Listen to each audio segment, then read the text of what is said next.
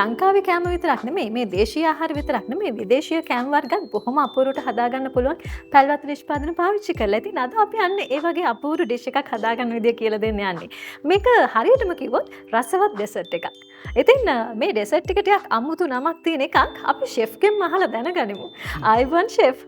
ආයිබන් උත්පල. පුරුදු විදියට අද අපිත් එක්ක එකතු වෙන්නේ ප්‍රවීණ සූපවේදී රංජන් කරුණානායක.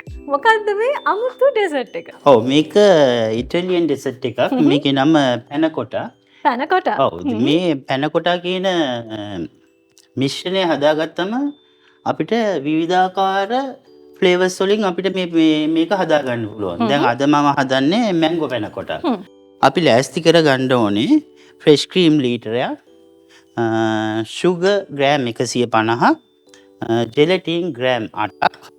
මේ ජෙලටින් අඩු වෙන තරමට තමයි මේකේ ක්වොලිටි එක වැඩි. හරි සොෆ්ට්නස් එකට හොඳට තියෙන්නේ. එතකොට වතුර අවශ්‍ය ප්‍රමාණයට ඒත් එක්කම මේකට වැල්ල ටිකකුත් අපි ඇඩ් කරගන්නවා.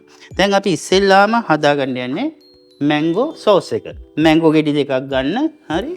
ඒක ප්‍රමාණය අනුව අපිට ඒකේ ෂුගර් දාන ප්‍රමාණය අපේ රසයේ හැටියට මැංගෝ ග්‍රෑම් මෙතන මැංගෝ ගෙඩි දෙකක් නම් අපිට මැංගෝ ෂුගර් ග්‍රෑම් 150ක් විතර අවශ්‍ය වෙනවා මේ සෝස් එක හදාගන්න. ඉස්සෙල්ලාම අපි මැංගෝ ටික චොප් කරලා අපි බ්ලෙන්ඩ් පියුරි කරගමු.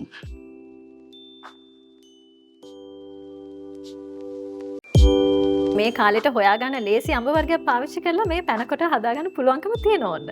පැනකොට ඩෙසර්ට් එක හදන්න අපි පාවිච්චි කරන්නේ පැල්වත්ත නිෂ්පාදනය තමයි ෆ්‍රෙෂ් ක්‍රීම් එක. එහෙම නේද ෂෙෆ්? පැල්වත්ත ෆ්‍රෙෂ් ක්‍රීම් එක. හරි. දැන් අපි මේ චොප් කරගත්ත මැංගෝ ටිකට ලයිම් චුට්ටක් එකතු කරගන්නවා. නැත්තම් අවර්ණ වෙනවා. දැන් අපි මේකට වතුර ටිකක් ඇඩ් කරගන්නවා. මොකද මේ අපි හදන්නේ සෝස් එකක්නේ.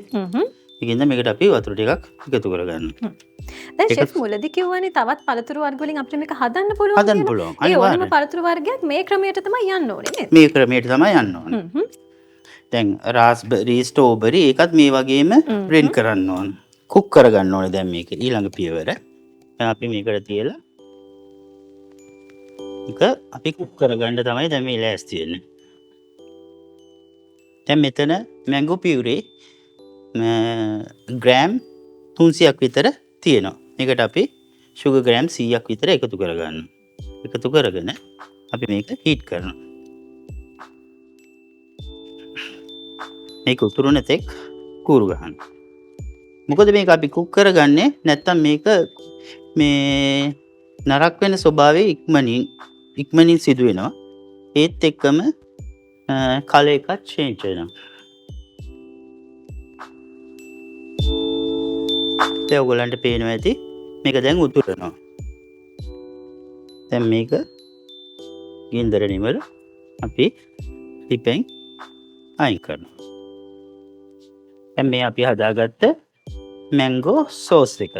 ඔන්න ඒකේ පළවෙනි පියවර ඉවරයි. අපි මැංගෝ සෝස් එක හදාගෙන දැන් ඒක පොඩ්ඩක් නිවෙන්න තියලා තියෙන්නේ. අපිට කියන්නකෝ ෂෙෆ් ඊළඟ පියවර මොකක්ද කියලා? දැන් අපි පැනකොට බේස් එක හදාගන්න. මිශ්‍රණය. පැලවත්ත ෆ්‍රෙෂ් ක්‍රීම් ලීටර එකකුයි, ෂුගර් ග්‍රෑම් 150කුයි, ජෙලටින් ග්‍රෑම් 8කුයි, වතුර ස්වල්පයක්, වැනිලා ටිකක් අපි මේකට පාවිච්චි කරනවා. පැල්වත්ත ෆ්‍රෙෂ් ක්‍රීම් ලීටරෙන් මිලිලීටර් 500ක් විතර ලිපේ තියාගන්න. අපි ඒකට සීනි ටිකත් එකතු කරගන්න. ඒත් එක්කම අපි මේ ගත්ත ජෙලටින් එකට වතුර ටික දාලා මේක ටික වෙලාවක් පෙඟෙන්න තියෙනවා. හොඳට කලවම් කරලා පැත්තකින් ඒක තියාගන්න. තියාගෙන අපි මේ වැනිලා ටිකත් මේකටම ඇඩ් කරගන්න. මේක කුක් කරගන්නවා. හොඳට උතුරනකම් සීනි දිය වෙන්නත් ඕනේ. ඇඳි ගන්න ඕනේ අනිවාර්යයෙන්ම නැත්නම් මේක අඩියල් වෙනවා. ඇත්තටම මේ ඉතාලියේ ට්‍රැඩිෂනල් ඩෙසර්ට් එක. පත් වුණාට පස්සේ මේක නිමනවා. නිමල ඉවර වෙලා මේකට අපි ජෙලටින් ටික එකතු කරගන්නවා. අපි වතුර දාන පෙඟෙන්න තියාගත්ත ජෙලටින් ටික. ජෙලටින් ටික. ඒකත් අපි හොඳින් කලවම් කරගන්නවා. අපි අර ඉතුරු කරගත්ත ෆ්‍රෙෂ් ක්‍රීම් ටික මේකට එකතු කරගන්නවා. එහෙමත් නැත්නම් මේක එකතු කරගන්නවා. දැන් අපි මේ රත් කරගෙන උණු කරගත්ත එක තමයි එකතු කරේ මේ අනික් ෆ්‍රෙෂ් ක්‍රීම් ෆ්‍රෙෂ් එකට. ක්‍රීම් එක මේ සම්පූර්ණ මිශ්‍රණයේ උෂ්ණත්වය සෙන්ටිග්‍රේඩ් අංශක 10ක් වගේ වෙනකන් අපි කූල් සිසිල් කරන්න ඕනේ. හොඳයි. ඉතින් අපි හදාගත්ත මැංගෝ සෝස් එක අපි ශීතකරණයේ තිබ්බනේ සිසිල් කරගන්න. ඔන්න දැන් අපි ඒක එළියට අරගෙන තියෙනවා. දැන් අපි ඒක සෙට් වෙනකන් අපි මැංගෝ සෝස් එක මේ ග්ලාස් වලට අඩියට දාගන්නවා. අපි මේ විදිහට දාලා ඉවරලා අපි සීතකරණයේ තියෙනවා මද වෙලාවක් මේක පොඩ්ඩක් සෙට් වෙන්න. අපි දැන් මේක සීතකරණයකට දාලා මද වෙලාවක් තියෙනවා.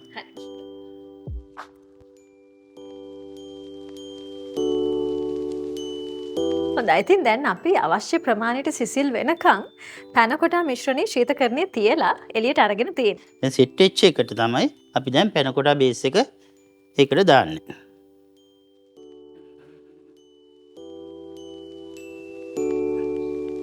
දාලා නැවතත් අපිට මේක සීතකරණේ තබන්න ඕනේ සුළු වෙලාවක්. කොහොම වුණත් පැය භාගයකට අඩු කාලයකදී මේක සෙට් වෙනවා. දැන් අපි අර කලින් හදාගත්ත මැංගෝ සෝස් එක අපි කලින් දැම්ම යටට. ඊට පස්සේ පැන කොට මිශ්‍රණය ආයම දැන් උඩින් තව ලේයර් එකක් දානවා. ඊටත් වඩා අලංකාරවත් කරගන්න ඕන නම් මැදට ලේයර් එකකුත් දාන්න පුළුවන්.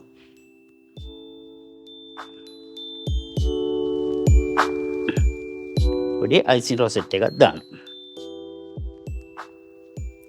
දාලි වෙලා සුළු වෙලාවක් අපි නැවත සීතකරණයේ තියෙනවා.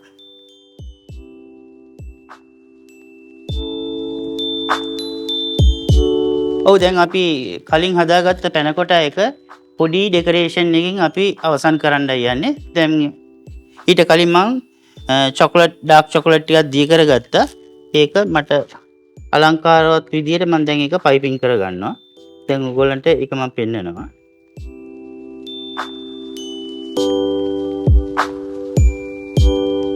අපි ප්ලාස්ටික් බෝඩ් එකක් උඩට තමයි මේ විදිහට මේ චොක්ලට් එකේ මේ ප්ලාස්ටික් පේපර් එකක් උඩට.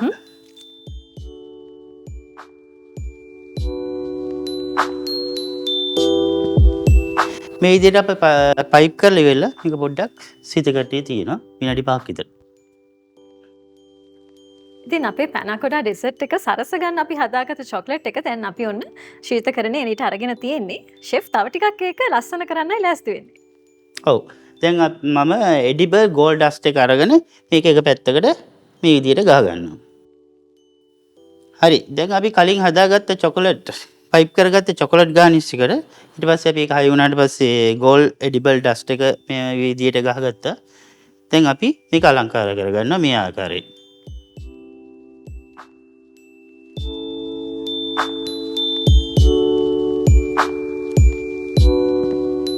ඉතින් අපි මේ හදාගත්ත ඉතාලියානු සාම්ප්‍රදායික අතුරුපස පැනකොටා.